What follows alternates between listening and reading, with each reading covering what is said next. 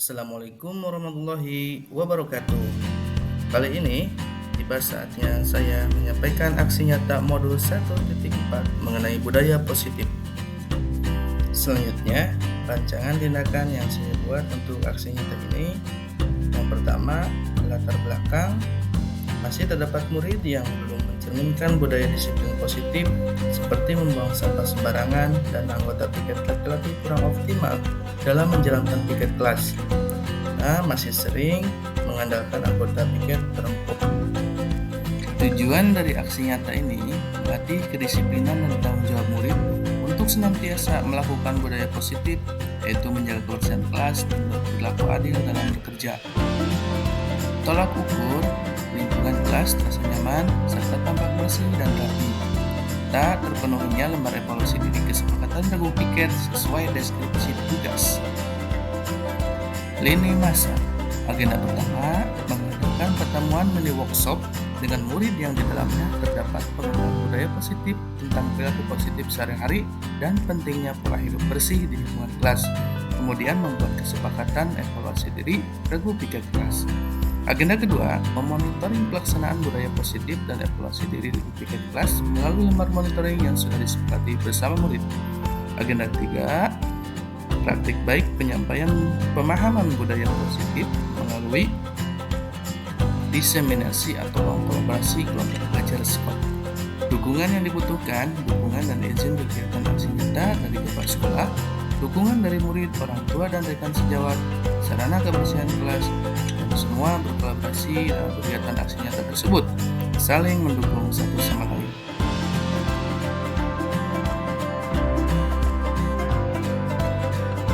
Akan membuat apa ini?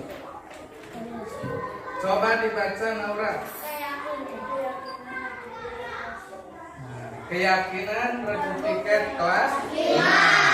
Ya. Nanti kalian tempel keyakinan yang akan kalian yakini tentang regu piket, ya. Nanti kelompok 1 di sini, kelompok 2, kelompok 3, kelompok 4. Ini sudah dikelompokkan ya, 1, 2, 3, 4. Nah, nanti Bapak akan kasih kalian sticky note. Nah, nanti tuliskan ya. Nah, misalkan ya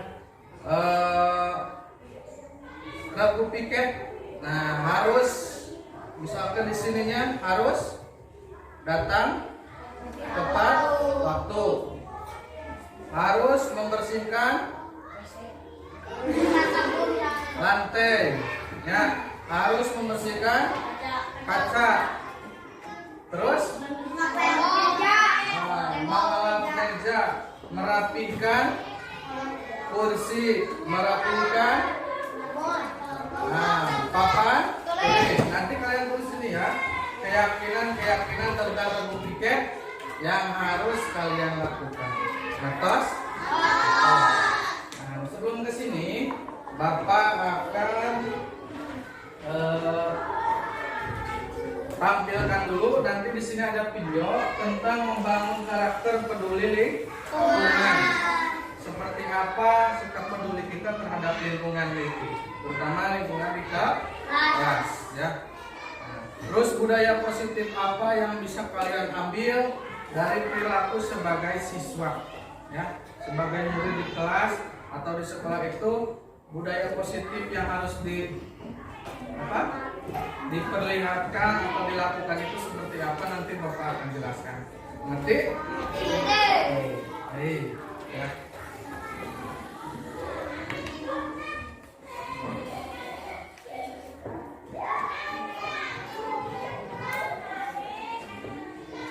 Coba nanti kalian amati dulu ya video ini, membangun karakter peduli lingkungan.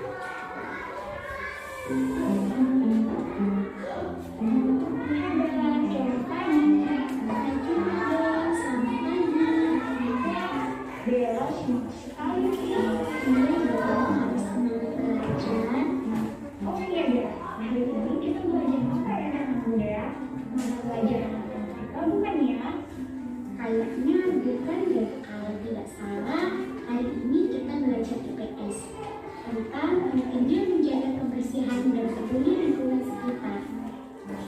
Selain belajar matematika, padahal hari ini aku pengen banget nih belajar teknik pertanian. Iya, ada. Aku juga suka, tapi belajar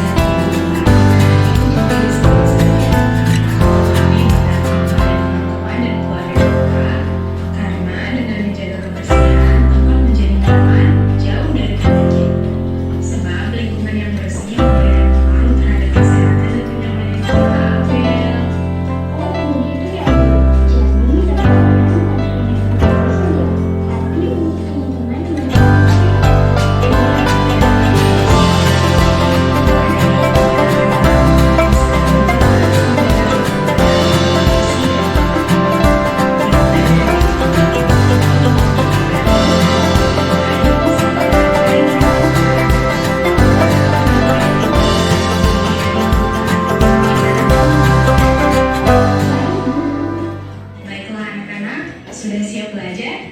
Silakan buka buku kalian ya.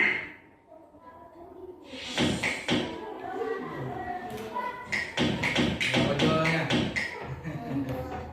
Ya, baik. Nah, tepuk tangan dulu.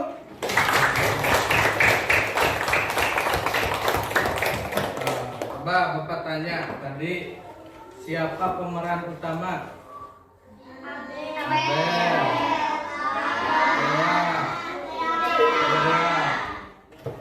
Laki-lakinya ngapain?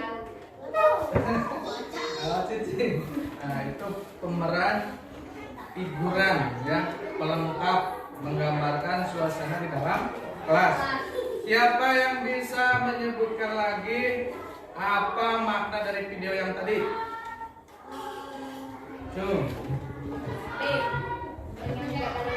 Pentingnya menjaga lingkungan. Terus, apalagi? Nah, tetap bersih, mengambil sampah walaupun bukan jadwal tiket. Apalagi yang bisa diambil dari video tadi? Menjaga kebersihan. Nah, jadi apalagi coba? menjaga tanaman. Nah, intinya menjaga atau peduli lingkungan itu bukan hanya diri sendiri, tapi menjaga kesehatan orang banyak. Jadi, rasa peduli itu terhadap lingkungan harus kita tanamkan supaya tercipta suasana yang nyaman, yang bersih, yang sehat, terhindar dari banyak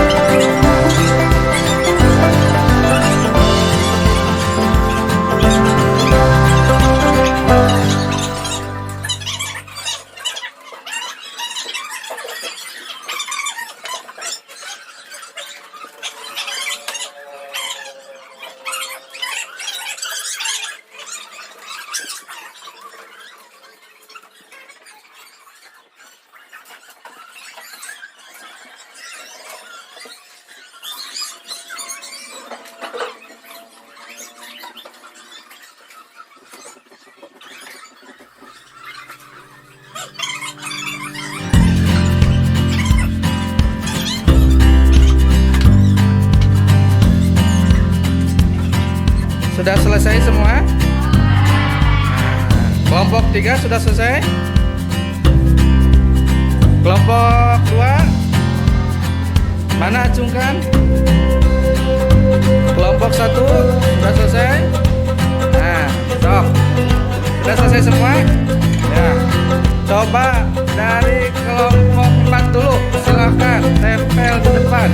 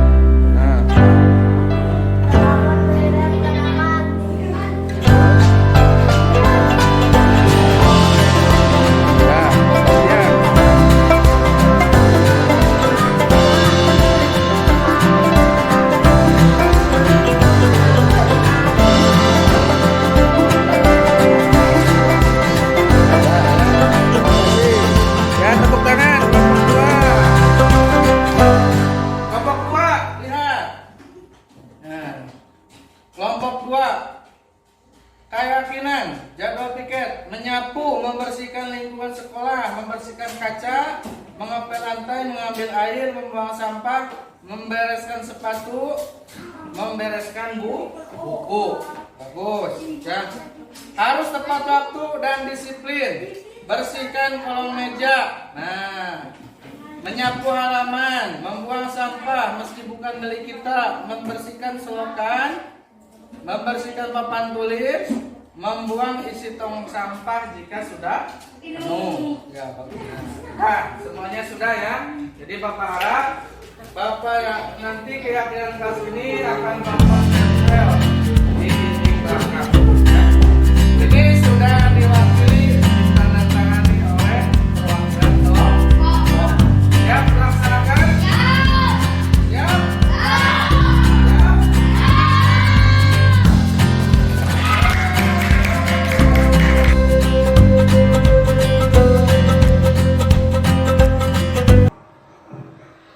Baik, Assalamualaikum warahmatullahi wabarakatuh. Waalaikumsalam warahmatullahi wabarakatuh. Bapak Ibu yang saya hormati, terima kasih banyak atas waktu yang telah disempatkan untuk berbagi praktek baik. Ini praktek baik kelas inspirasi mengenai budaya positif di sekolah UPTB SDN 3 Mulyasari. Jadi nanti ada beberapa konten yang akan disampaikan oleh saya sebagai bentuk aksi nyata dari program calon guru penggerak. Selamat pagi. Pagi. Iya, baik. Terima kasih banyak Bapak Ibu sekalian. Kita santai saja ya Bapak Ibu, karena materinya cukup banyak gitu. Jadi kita lihat saja dalam pelaksanaannya. Di sini saya akan memaparkan beberapa hal.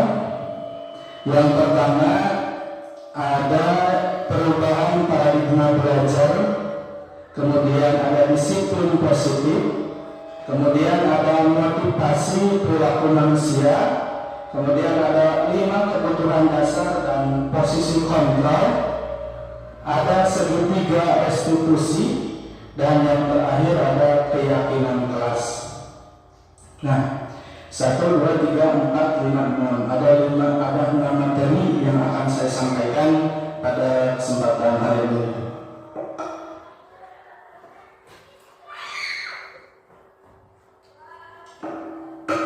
Nah, ini yang pertama, kita akan memasuki kepada materi perubahan paradigma belajar. Nah, Bapak Ibu sekalian, untuk saat ini kita sudah bergaung-gaung ya tentang kurikulum merdeka, di mana kurikulum merdeka ini ada banyak hal yang baru seperti itu, dimulai dari paradigma kegiatan pembelajarannya itu seperti apa, kemudian struktur kurikulumnya seperti apa, dan lain sebagainya banyak sekali. Nah, di sini pada perubahan paradigma belajar, yaitu pembelajaran dengan paradigma baru ini dirancang berdasarkan prinsip pembelajaran yang berdiferensiasi, sehingga setiap murid belajar sesuai dengan kebutuhan dari tahap perkembangan untuk mewujudkan profil belajar Pancasila. Nah, Bapak Ibu, jadi puncak dari ini adalah profil belajar Pancasila. Pak Opik sudah tahu apa pembelajaran berdiferensial? Belum, ya. Nah, belum. Nah, sudah. Coba belum. Saya minta dulu. Berdiferensiasi itu seperti apa? Yang Ibu belum tahu.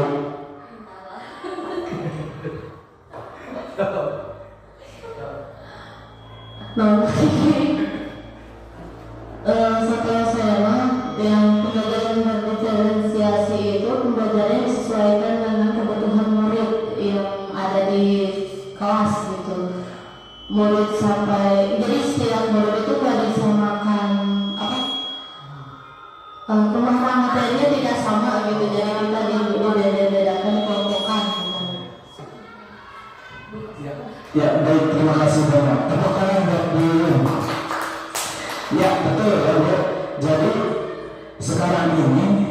yang sedang tren itu berdiferensiasi.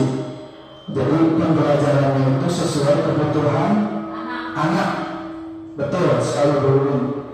Anak A dan anak B misalkan di dalam satu kelas itu tidak ada yang sama. Dari gaya belajarnya, dari cara latar belakang anaknya juga pasti berbeda seperti itu Bapak Ibu. Jadi kita tidak bisa menyamaratakan. Kalau menurut teorinya tidak bisa menyamaratakan pembelajaran untuk semua sesuai keinginan guru. Jadi kita sekarang harus berpihak pada murid, memperhatikan kondisi murid. Tidak bisa kita memaksakan, ayo belajar dulu metodenya satu ulang. Terbiasa emang tangguh, tidak bisa. Jadi tetap harus memperhatikan kondisi siswa. Berbeda-beda. Si Ate, misalkan si Irma resepnya karena gambar. Dia materi gambar harus disediakan. Si Irma bacaan perbanyak orang tentang materi, tapi materinya sama seperti itu. Mungkin dalam gaya Gaya menangkap materinya seperti itu.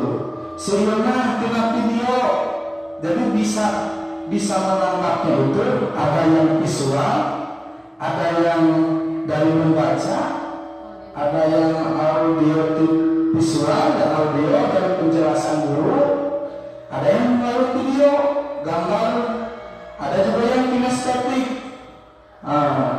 Misalkan harus bergerak seatamanya, jadi memperhatikan contoh-contoh yang bergeraknya seperti video tadi bisa dikatakan sebagai audio visual dan kinestetik seperti itu.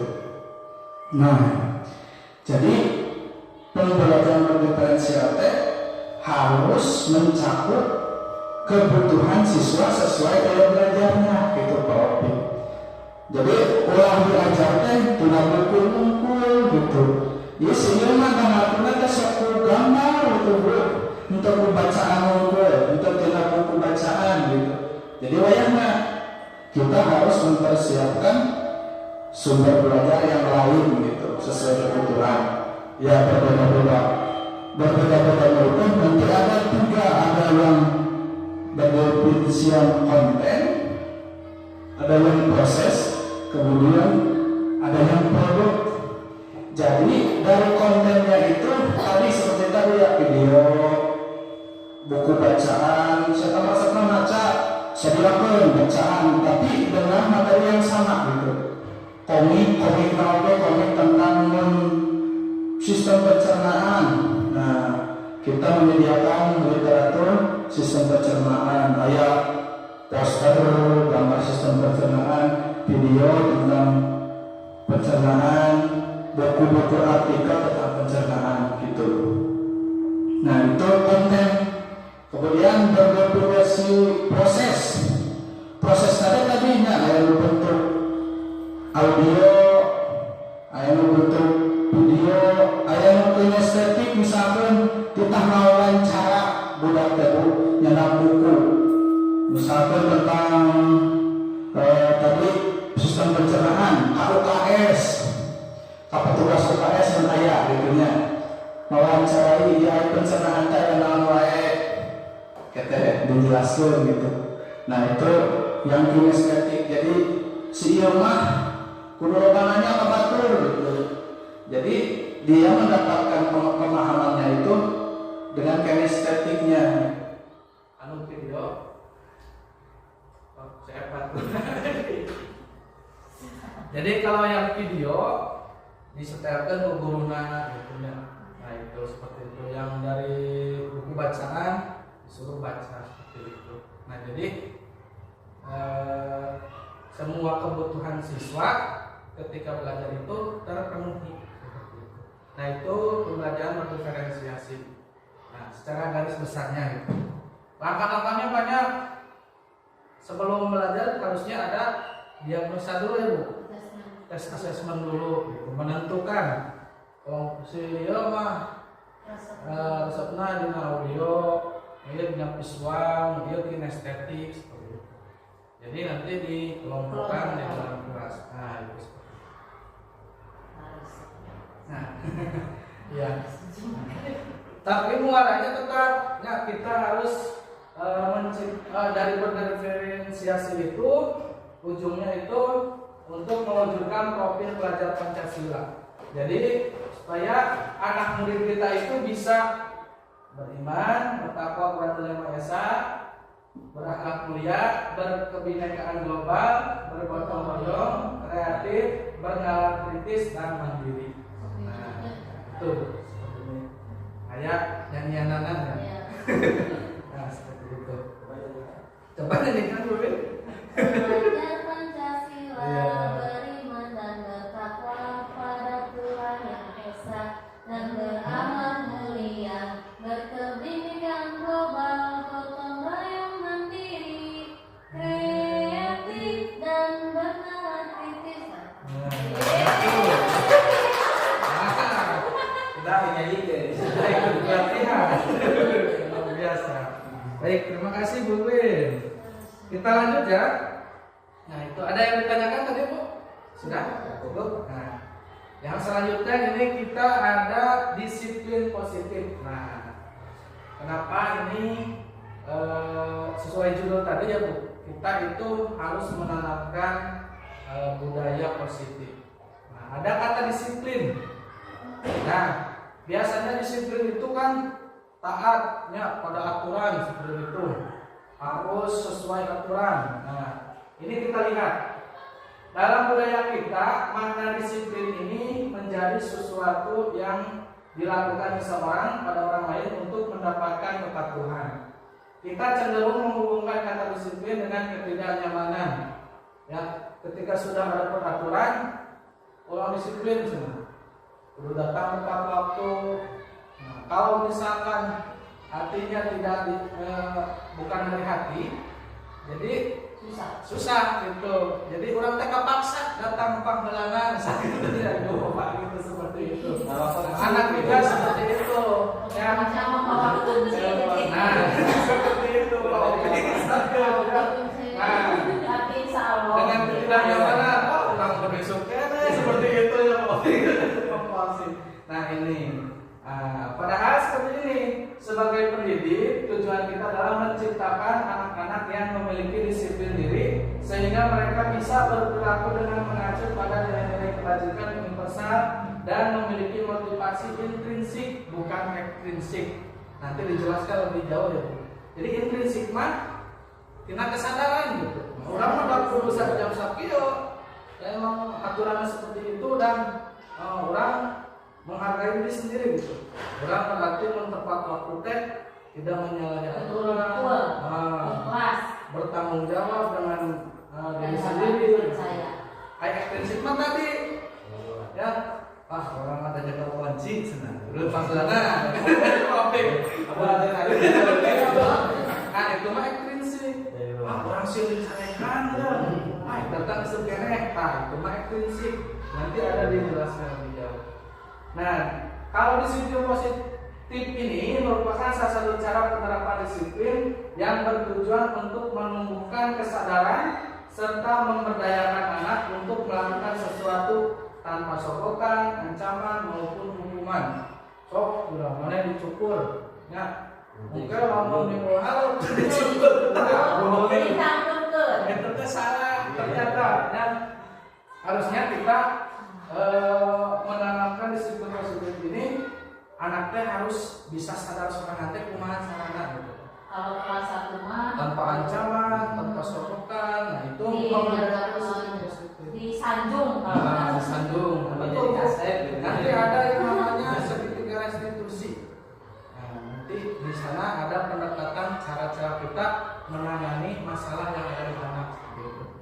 Tapi kan udah terang gitu, ternyata salah, memberikan hukuman, memberikan reward, oke pun bisa salah. Nah, selanjutnya ini ada motivasi perilaku manusia. Nah, Motivasi merupakan dorongan yang timbul pada diri seseorang secara sadar atau tidak sadar untuk melakukan suatu tindakan dengan tujuan tertentu. Jadi ada beberapa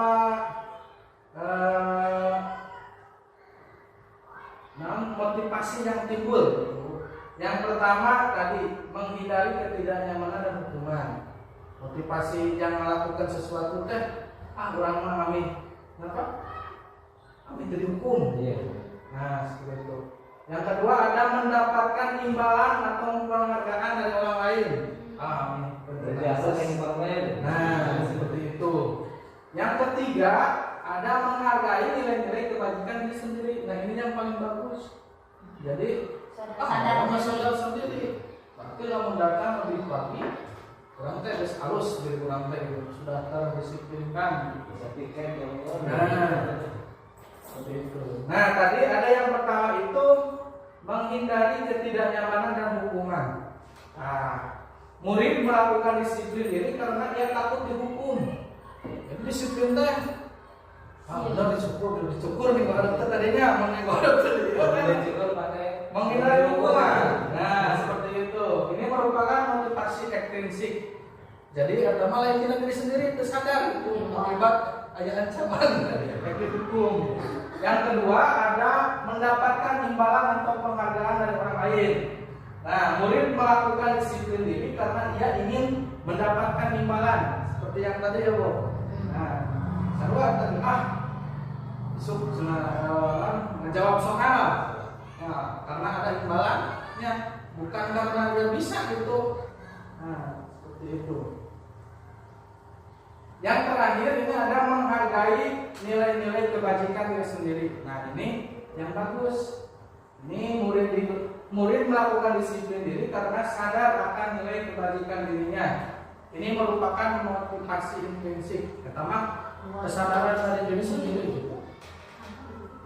Ke ayat paksaan, ke ayat ancaman, gitunya, ke ayat penghargaan, tapi dia sadar gitu melakukan itu atas yang bisa ingin belajar gitu. Nah, seperti itu ingin sukses. Nah,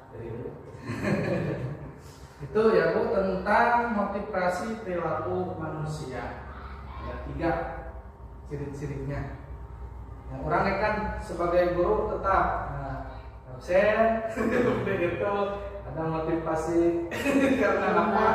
Absen di kota. Seperti itu ya. Jadi tetap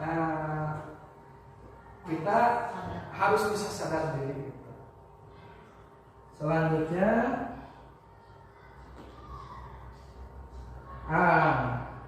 ini kita yang keempat. Ini tentang 5 kebutuhan dasar. Nah, jadi setiap manusia itu Bu, orang murid juga sama seperti itu, mempunyai kebutuhan. Ya.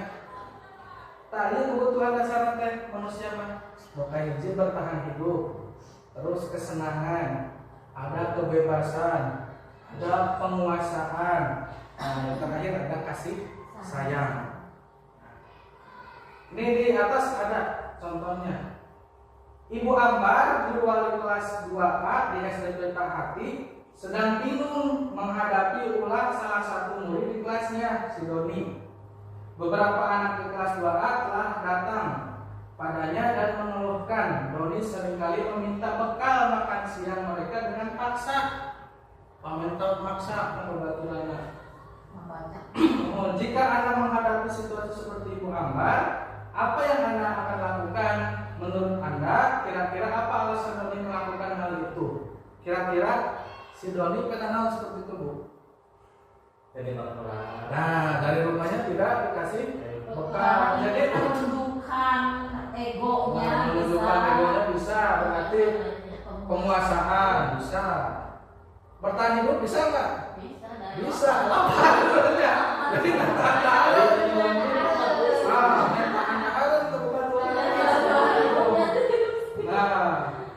mulai itu pasti sian dan sudah marga. Awas, marga. Itu punya kekuasaan dia. Bertahan hidup itu seperti kesehatan, rumah, makanan, kesenangan, ingin tetap terhubung dengan temannya, orang tua, perhatian, seperti itu. Kemudian kebebasan, menginginkan pilihan, membutuhkan kebebasan, perlu banyak bergerak. Penguasaan, kebutuhan atas pengakuan, merasa kecewa jika melakukan kesalahan, ingin selalu menjadi pemimpin. Kasih sayang, suka permainan dan suka mengoleksi barang, suka bergurau, suka melucu dan juga menggemaskan. Kasih sayang. Kalau misalkan seperti kasus yang tadi, berarti ini kebutuhan dasarnya yang belum terpenuhi, ya, tentang bertahan hidup. Kurang perhatian, Kurang perhatian bisa seperti itu, kurang kasih sayang. Seperti itu. Ya, kita lanjut. Sederhana. Cik, kita lihat lagi ini ada contoh. Dinda, seorang anak kelas 3 SD, begitu tiba di rumah, sepulang dari sekolah menangis dan mengadu pada ibunya bahwa dia benci pada Ibu Rani, gurunya. Menurut Anda, kebutuhan apa yang berusaha dipenuhi oleh Dinda jika jawabannya seperti itu? Siap. Nah, ini ada kolom di sini, Bu. Ada tabel ya. Ada jawaban Dinda, ada kebutuhan. Nah, yang pertama, ibu guru bilang aku tidak boleh bersenandung sewaktu mengerjakan tugas. Katanya kelas harus tenang, tidak ada suara, kan nggak seru jadinya. Nah, kebutuhan apa kira-kira? Nah, kita lihat kesenangan, betul. Kebutuhan dia akan kesenangannya belum terpenuhi. Jadi mau yang nyanyi itu udah dari kerjaan asal ngerjain. Kalau yang itu pun nggak boleh. Betul. Itu lagu gerokan ting. Nah, ada cara bisa Yang kedua, kita lihat ibu guru tidak menyapaku hari ini. Padahal aku pakai jepit rambut baru. Cek si Rani nanti. Kebutuhan apa? Ujian berarti kasih sayang. Betul tidak? Kasih sayang dan rasa diterima. Jadi budak teh kebutuhan teh suami. Pasti ibu terima di kelas ini ya banyak Harus malam-malam. seperti itu. Ya betul. Yang ketiga, aku bosan masa belajarnya cuma gitu-gitu aja. Dengerin ibu guru aja. Apa ini kira-kira? Harus ada permainan. Ini berarti kebutuhan yang belum terpenuhi. Harus kebutuhan apa, Bu? Kebebasan. Jadi muridnya ulah dengarkan gitu tak. Ulah dia bisa dikatakan, jadi harus diberi kebebasan murid-murid. Karena 5 kebutuhan dasar tadi yang harus terpenuhi. Seperti itu. Yang terakhir, penguasaan. Aku sebel gambarku tidak rapi, malah ibu guru nunjukin ke teman-teman aku di depan kelas. Ini belum ya.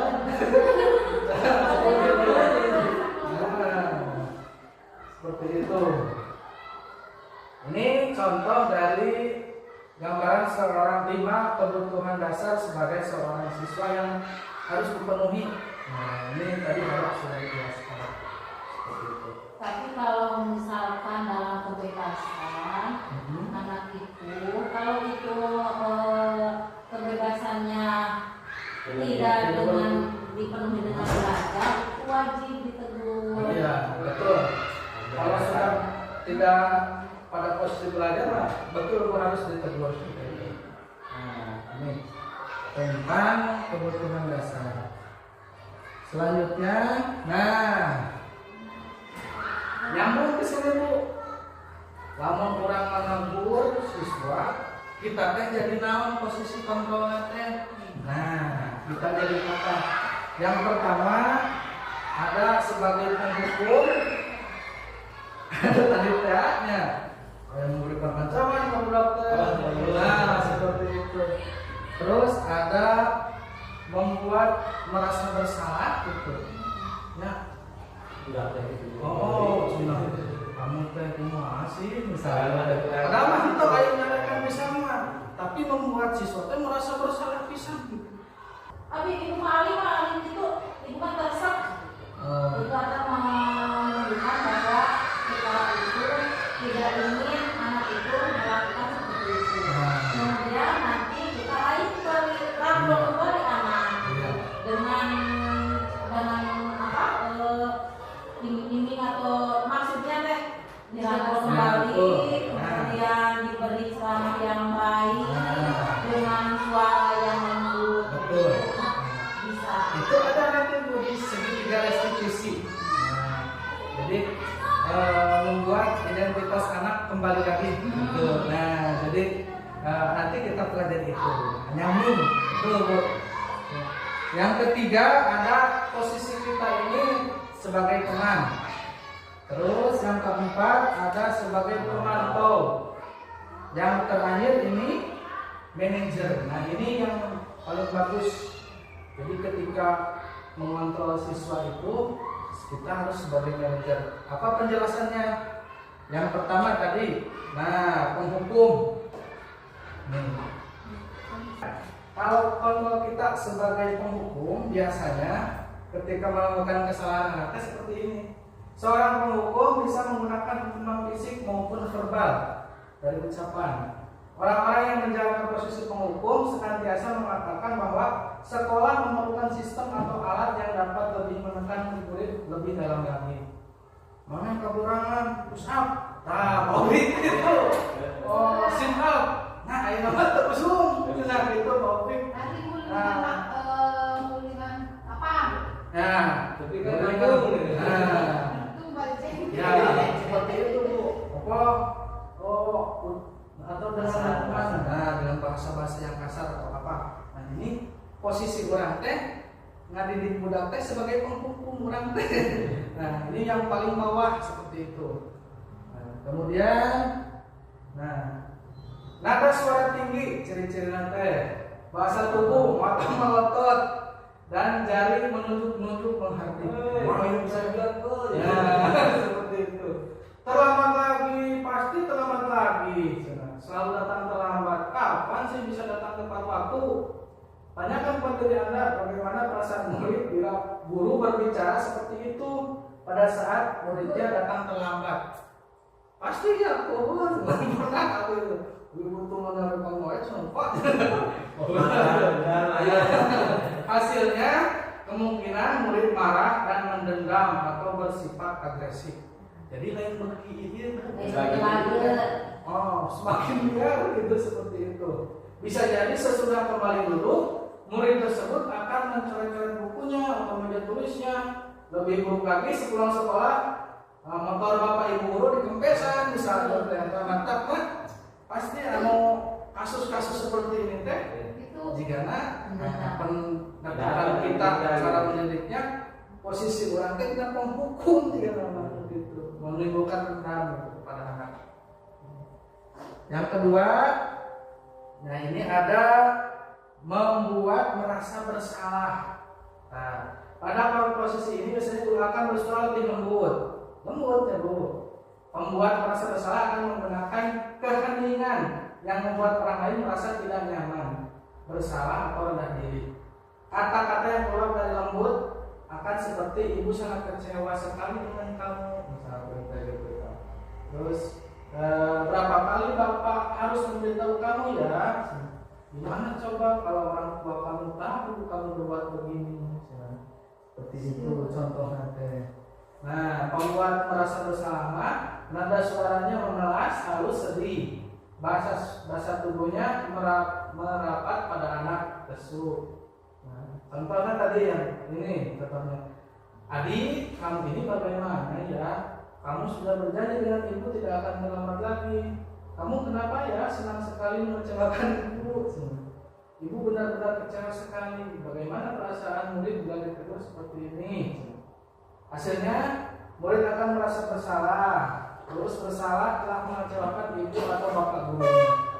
Murid akan merasa menjadi orang yang gagal dan tidak sanggup membahagiakan orang lain. Nah, kadang-kala sikap seperti ini lebih berbahaya dari sikap penghukum. Malahan dia lupa bahaya. Kamu budak gitu. Nah, karena emosi akan tertanam rapat di dalam. Nah, murid menahan perasaan. Tidak seperti murid dengan guru penghukum. Tadi mau kan di ruang penuh teh, murid-murid yo, guys, kemudian gitu ya. Mau pesan motor, ya mah ini pendam karena ngamuk kan, udah kayak gitu kalau nggak melas gitu ya. Kemungkinan kan, jadi dipendam gitu. Nah, di mana murid ini bisa menumpahkan amarahnya walaupun dengan cara negatif. Murid terkadang seperti inilah yang tiba-tiba bisa meletus amarahnya. Bukan waktu di waktu pasti bisa menyakiti diri sendiri atau biasa kalau lulus gitu. Gitu. Nah, ini itu. Nah, ini kontrol sebagai pembuat merasa bersalah. Terus ada sebagai teman. Nah, guru posisi ini tidak akan menyakiti murid, ya, tidak akan menyakiti murid, namun akan tetap berupaya mengontrol murid melalui persuasi. Nah, posisi teman pada guru bisa negatif ataupun positif. Positif di sini berupa hubungan baik yang terjalin antara guru dan murid. Guru di posisi teman menggunakan hubungan baik dan humor untuk mempengaruhi seseorang. Mereka akan berkata, ayo bantulah demi Bapak ya, ayo ingat tidak bantu Bapak selama ini. Teman, nah nada suara ramah, akrab, bercanda. Nah, bahasa tubuhnya merapat pada murid, mata dan senyum jedangka. Jadi jika pembaturan gitu ngajakan teh, mana gitu kan. Jadi, tapi ini dampaknya ada dua, ada yang positif, ada yang negatif. Contohnya, adik, ayolah, bagaimana sih kamu kemarin sudah janji ke Bapak bukan? Kenapa terlambat lagi? Sambil tertawa ringan. Ya, sudah tidak apa-apa, duduk di sana. Nanti Pak Guru bantu kamu ini, misalnya. Sambil senyum-senyum. Bagaimana perasaan murid dengan sikap guru seperti ini? Hasilnya, murid akan merasa senang dan akrab dengan guru. Ini termasuk dampak yang positif. Dampaknya positif apa? Hanya saja di sisi negatif, murid menjadi tergantung pada guru tersebut. Tergantung itu bakat penting. Bila ada masalah, dia merasa bisa mengandalkan guru tersebut untuk membantunya seperti itu. Akibat lain dari posisi teman, adik hanya akan berbuat sesuatu bila yang menyuruh adalah guru tersebut. Beri ke Bapak EKW atau ke Ibu EKW, dan belum tentu berlaku yang sama dengan guru atau orang lain. Nah, ini posisi sebagai teman. Yang terakhir, yang ke-5 ya. 4 sebagai pemantau. Nah, memantau berarti mengawasi. Pada saat kita mengawasi, kita bertanggung jawab atas perilaku orang-orang yang kita awasi. Nah, posisi pemantau berdasarkan pada peraturan-peraturan dan konsekuensi. Dengan menggunakan sanksi atau konsekuensi, kita dapat memisahkan hubungan pribadi kita dengan murid sebagai seseorang yang menjalankan posisi pemantau.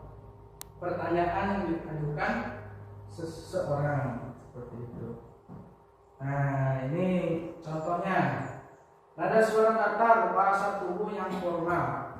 Kalau ini biasanya pemantau teh berdasarkan aturan yang berlaku seperti itu. Di sisi lain, tidak mengukur, tapi sudah ada aturan. Nah, dia berdasarkan aturan tersebut ngayakeun gitu, mendisiplinkan siswa nanti. Ciri-cirinya pada suara datar, bahasa tubuh yang formal. Contoh ini ada, guru, adik, tahukah kamu jam berapa kita memulai? Tahu Pak, kamu terlambat 15 menit. Apakah kamu sudah mengerti konsekuensi yang harus dilakukan bila terlambat? Hanya adalah gitu. Paham Pak, saya harus tinggal kelas pada jam istirahat nanti dan mengerjakan tugas ketertinggalan saya. Nah, ini kalau sudah lagi. Ya benar, nanti pada saat istirahat kamu harus tinggal di kelas untuk menyelesaikan tugas yang tertinggal. Nah, nanti saya tunggu. Bagaimana perasaan murid dilakukan seperti ini? Namun posisi ulang sebagai pemantau. Murid memahami konsekuensi yang harus dijalankan. Jadi nyaris apalan gitu lamun orang terlambat, lamun orang berbuat teh kudu kumaha. Nah, ini lamun orang kadieu mengadopsina dina menyelesaikan masalah teh orang posisinya sebagai pemantau. Nah, jadi kan gitu unggul. Mana terlambat, nah konsekuensinya dia kedekeun. Awas segitu unggulnya. Guru tidak menunjukkan suatu emosi yang berlebihan, menjadi marah atau membuat merasa berbuat salah. Murid tetap dibuat tidak nyaman, yaitu dengan harus tinggal kelas pada jam istirahat dan mengerjakan tugas. Guru tetap harus memantau murid pada saat mengerjakan tugas di jam istirahat karena murid tidak bisa ditinggal seorang diri. Nah, ini pemantau.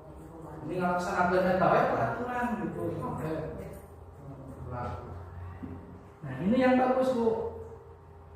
Sebagai manajer, posisi terakhir itu manajer adalah posisi di mana guru berbuat sesuatu bersama murid, mempersilahkan murid mempertanggungjawabkan perilakunya, mendukung murid agar dapat menemukan solusi atas permasalahannya sendiri.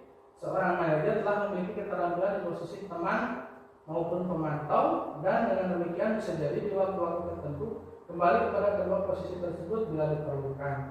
Nah, jadi iya mah sebagai teman ya, sebagai pemantau ya. Nah, jadi ngabantu murid teh mau menemukan masalah teh lebih ke solusinya. Tapi sharing gitu dari gitu dari hati ke hati, gitu, dari pertanyaan-pertanyaan kira-kira naon solusinya. Nah, ini kriteria indikatornya itu nada suara tulus, bahasa tubuh tidak kaku, mendekat ke murid. Contohnya, tadi apakah kamu mengetahui jam berapa sekolah dimulai? Tahu Pak, sebentar. Jam 7. Ya, tadi kamu terlambat. Kira-kira bagaimana kamu akan memperbaiki masalah ini? Nah, pertama, jadi nggak yakin budak gitu. Ya, jadi saya bisa menanyakan teman saya Pak untuk mengerjakan tugas yang tertinggal. Jadi umum saya tugasnya begitu tinggalan gitu, tinggal keterlambatan. Ya, baik itu bisa dilakukan. Apakah besok akan ada masalah kamu untuk kamu agar bisa hadir tepat waktu? Nah, ke sekolah? Tidak Pak, saya bisa hadir tepat waktu. Nah, jadi orang teh lebih komunikasi gitu. Siapa nanti saya bisa hadir besok tepat waktu. Baik, saya hargai usaha kamu untuk memperbaiki diri. Bagaimana perasaan murid diperlakukan seperti ini? Nah, posisi manajer maka suara guru sebaiknya tulus, tidak perlu marah, tidak perlu meninggikan suara, apalagi menunjuk-nunjuk jadi pemurid. Berkacak pinggang, bersikap seolah-olah menyesal, nampak sedih sekali akan perbuatan murid, atau bersandar gurau menempatkan diri sebagai teman murid. Nah, fokusnya ada pada murid, bukan untuk membahagiakan guru atau orang tua. Jadi kembali lagi, jadi besok kira-kira kemana? Tidak, misalnya siapa besok saya akan tepat waktu lagi. Bila guru mengambil posisi, murid sudah mengetahui adanya suatu masalah dan suatu yang terjadi. Bila guru mengambil posisi pemantau, guru akan melihat apa konsekuensinya, apa peraturannya. Namun pada posisi manajer, guru akan mengembalikan tanggung jawab pada murid untuk mencari jalan keluar permasalahannya, tentu dengan bimbingan guru. Seperti itu, baik. Jadi dikembalikan lah kira-kira. Kalau tadi pemantau kan langsung kemana? Dia mah diolah lah. Besok teh kumaha dah? Besok jangan diulangi sama siapa, besok kudu datang ke tempat waktu. Seperti itu.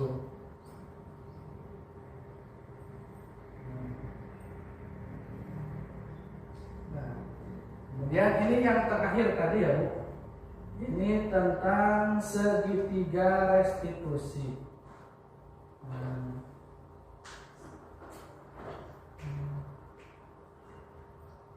Tadi ada 3 tahapan. Yang pertama menstabilkan identitas, terus validasi tindakan yang salah, kemudian menanyakan keyakinan.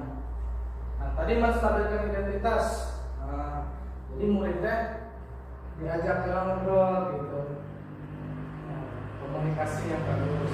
Terus tadi memvalidasi tindakan yang salah.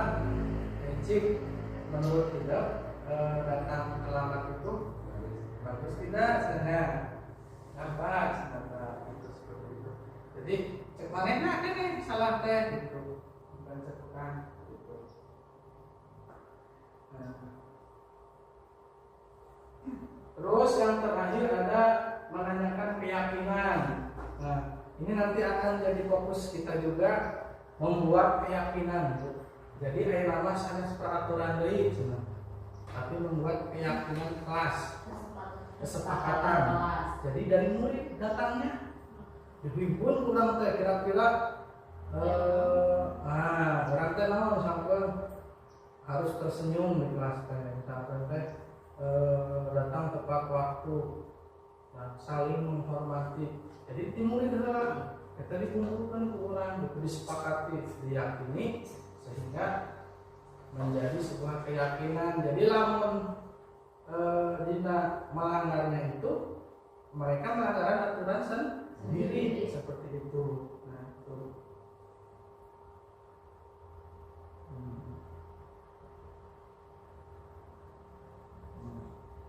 Ini menstabilkan identitas juga tadi, jadi ulah langsung menjudge.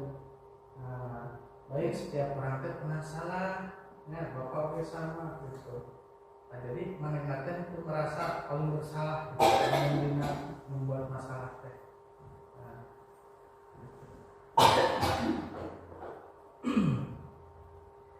Nah ini restitusi yang pertama. Restitusi bukan untuk menebus kesalahan, namun bagaimana memaknai kesalahan sebagai sesuatu pembelajaran. Jadi pembelajaran mereka ke depan gitu. Nah, diadakan restitusi. Terus restitusi adalah tawaran bukan paksaan.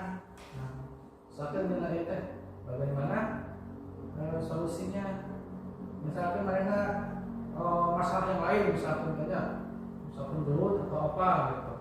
Nah, bagaimana menawarkan solusi untuk memperbaiki masalahnya, kurang terima ngobrol ya teh. Jadi mana tuh ulah itu rugieu, nah, tidak dipaksakan seperti itu. Kemudian restitusi menuntun untuk melihat ke dalam diri, jadi ningali ke diri sendiri. Itu nah gitu. Restitusi mencari kebutuhan dasar yang mendasari tindakan. Kenapa kamu seperti itu? Misalnya seperti itu. Kebutuhan tadi pan aya yang melima. Namun biasanya timbul masalah karena kebutuhan dasarnya ada yang tidak terpenuhi, di rumahnya terpenuhi, di sekolah ada misalnya. Pasti banyak masalah gitu seperti itu, anaknya seperti itu. Dan yang selanjutnya ini restitusi fokusnya pada solusi. Nah, kita memberikan solusi. Restitusi mengembalikan siswa yang berbuat salah pada kelompoknya. Jadi kami diakui kebaturanana gitu. Jadi tidak ada manehna gitu. Harus bisa seperti itu, tidak rendah diri gitu yang tadi. Nah, ini yang materi terakhir. Nanti ada video tentang kegiatan saya restitusi kemarin, diputar sebentar. Nah, ini keyakinan kelas tadi ya Bapak Ibu. Mengapa tidak peraturan saja? Mengapa harus keyakinan kelas? Nah, ini untuk mendukung motivasi intrinsik yang tadi. Jadi kesadaran diri, peraturannya berasal dari siswa sendiri seperti itu. Kembali ke nilai-nilai keyakinan lebih menggerakkan seseorang dibandingkan mengikuti standar peraturan. Kurang sudah atur-atur, yuk. Kebutuhan kebebasan ada esenya tidak terpenuhi. Jadi biarkan kita memberikan dulu kesempatan kepada murid untuk membuat peraturan dan diyakini bersama. Jadi nanti ketika berbuat salah atau ketika melakukan sesuatu teh motivasi nanti berdasarkan sendirinya gitu, intrinsik. Nah itu. Nah ini ada beberapa contoh tentang keyakinan kelas. Mari kita atas infografisnya membuat keyakinan rebu piket. Jadi kan sok aya wae geuning Bu, putra dan putri kan, laki-laki dan perempuan teh. Walaupun awe segala teh gitu, akhirnya penting. Jadi kamari dibuat adalah rincian tugas, keyakinan rebu piket teh kudu kumaha. Jadi mereka nanti kalau misalkan tidak saling mengandalkan kumaha gitu, jadi teratur seperti itu. Nah ini contoh keyakinan kelas misalkan.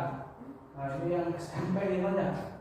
Nah, disiplin waktu, menjaga kebersihan lingkungan, menjaga kesehatan, bersikap sopan, baik, jujur, peduli, saling menghargai. Keyakinan kelas 8, saling mendoakan dan meminta pertolongan Tuhan dalam setiap kesulitan. 5, daring, masuk jam tepat waktu. Kami sepakat untuk mengerjakan membawa tugas tepat waktu. Kami sepakat untuk menjaga proper di kelas. Nah itu contoh-contoh keyakinan kelas.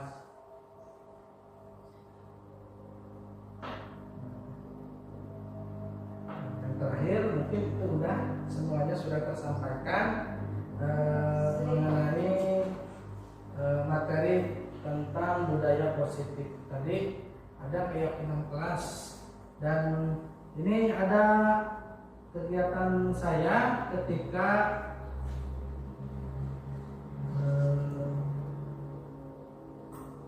menerapkan segitiga restitusi.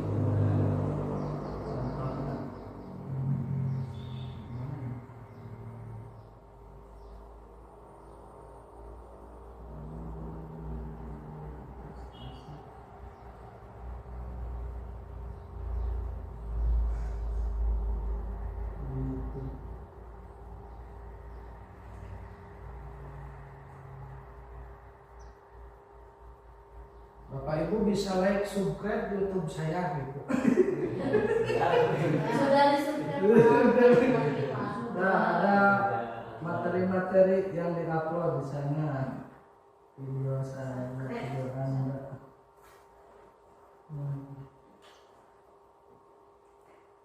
Nah, ini penerapan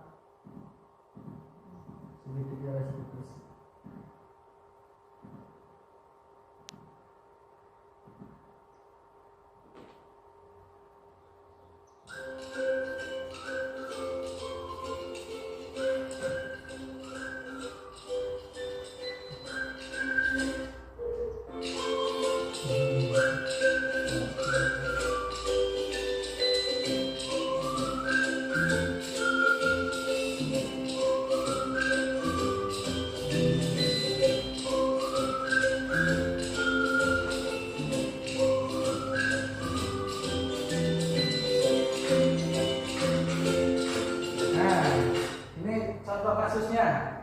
Emosi Afrika murid kelas 5 tak terbendung. Dia merebut buku tugas temannya karena tidak terima tugas matematikanya dicontek sampai satu bukunya terlepas.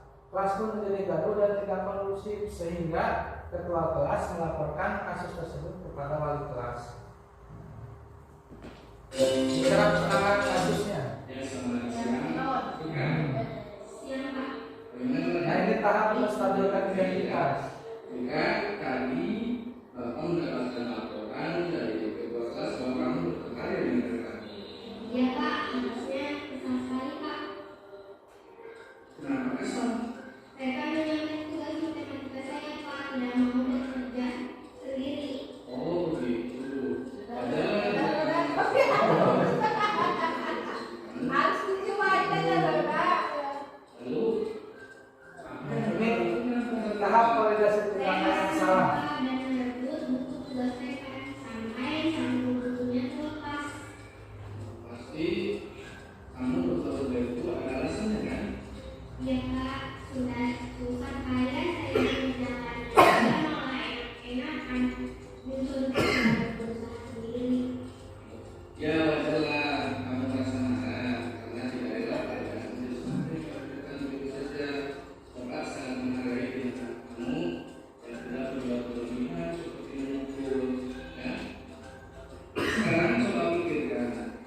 tindakan kamu sampai waktu tugas kita, apakah sudah sesuai dengan kebutuhan kelas kita? Tidak. Menurut kamu, keyakinan kelas apa yang sudah dilanggar? Saling menghormati antar teman. Ya betul. Menurut kamu, saling menghormati antar teman itu penting tidak buat kita? Penting sekali, Pak. Baik, jika menurut kamu penting, keyakinan apa yang harus kamu lakukan pada saat kamu sedang marah? Harus lebih sabar, Pak. Kamu bersedia memperbaiki masalah ini. Apa yang akan kamu lakukan untuk memperbaiki masalah ini? Saya akan bersabar dan menahan amanat ini. Kalau ada teman yang mencontek, saya akan langsung laporkan kepada wali kelas dan saya juga akan memperbaiki satu mereka, Pak. Ya, tepat sekali ya kan. Tindakan kamu ya. Tetap semangat ya. Sekarang silakan kembali ke kelas. Terima kasih, Pak.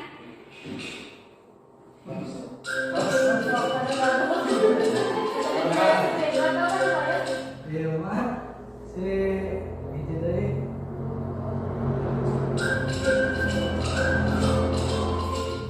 Teguh sering terlambat masuk kelas sehingga banyak pelajaran yang tertinggal. Kebiasaan ini membuat nilai dan pengetahuannya sangat kurang. Lihat contoh penanganan.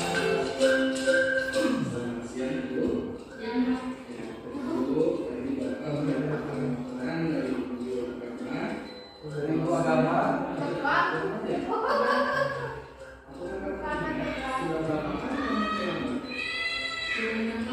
Dan 6 kali.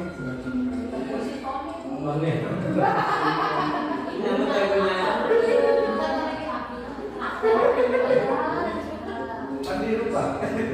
Sesuai skenario. Dia masih ada satu organisasi. Bagaimana setuju? Setuju? Kita cari solusi bersama ya. Ya, Kamu pasti punya alasan kenapa sih sering keluar dari sekolah? karena sering berdagang, Pak, main HP sampai lupa waktu jadi kurang tidur dan bangun kesiangan. Kamu tahu keyakinan kelas yang sudah kita sepakati? Kalau sering kamu terlambat ke dalam kelas, apakah sesuai dengan keyakinan kelas kita? Tidak. Tidak. Menurut kamu, keyakinan kelas apa yang sudah terlanggar? Disiplin, Pak. Menurut kamu, disiplin itu penting tidak untuk kamu? Penting, Pak, karena bisa membuat saya datang tepat waktu dan lebih menghargai waktu. Betul. Menghargai waktu itu penting dan sangat bermanfaat untuk kita. Seperti menghargai orang-orang yang bersekitar, kerjaan menjadi tidak menumpuk dan kita juga bisa melatih rasa peduli. Iya, Pak, saya menyesal karena sering terlambat. Saya mohon maaf. Ya betul. Sikap yang baik dengan cara mengingatkan. Menurut kamu,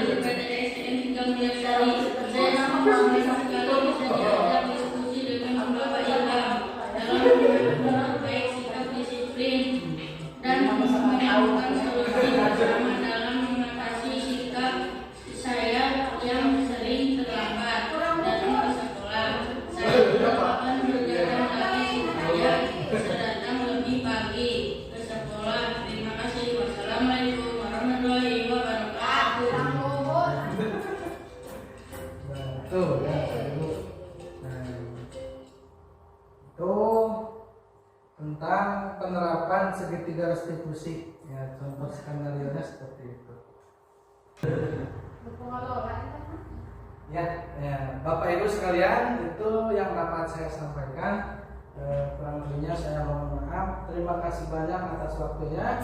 Mudah-mudahan di lain kesempatan kita berbagi pengalaman lagi seperti itu. Terima kasih. Akhir kata, wassalamualaikum warahmatullahi wabarakatuh. Waalaikumsalam warahmatullahi wabarakatuh. Terima kasih.